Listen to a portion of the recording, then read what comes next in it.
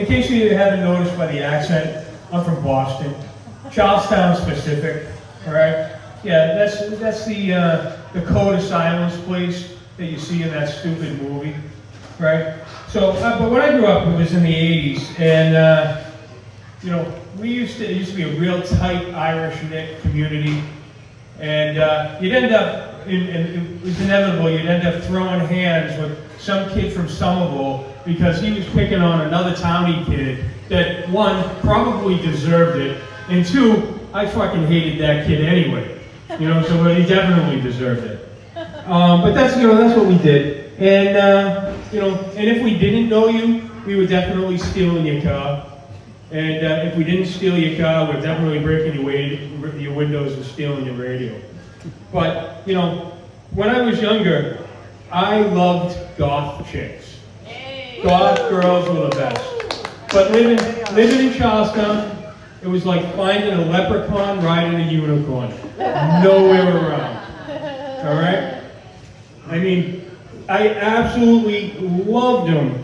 And, you know, back in the day, goth girls, they're very rare, and, you know, it wasn't very chic to be goth, right? It wasn't every other video on TikTok that you saw, you know, black eyeliner and black lipstick on pale face staring back to you.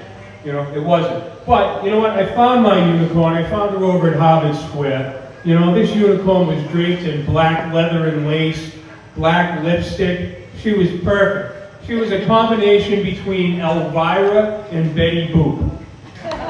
Okay? She was the real deal. I mean, you know, knee-high combat boots, ripped fishnet stockings, a pet rat on her shoulder, daddy issues. Perfect. All right.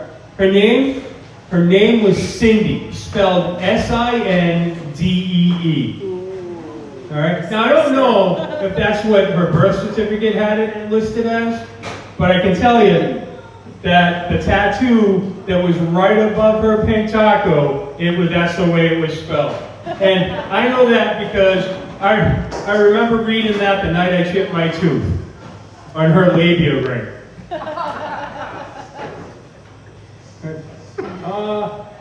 So I used to bring this girl around my friends. My friends fucking hated this girl, hated her. You know, I would say, here's a common conversation that we would have, is they would come to me and they'd be like, dude, what's wrong with your girl? And I'd be like, what do you mean what's wrong with my girl? She's fucking awesome. And they went, what do you mean fucking awesome? She's got a dead bird in her purse.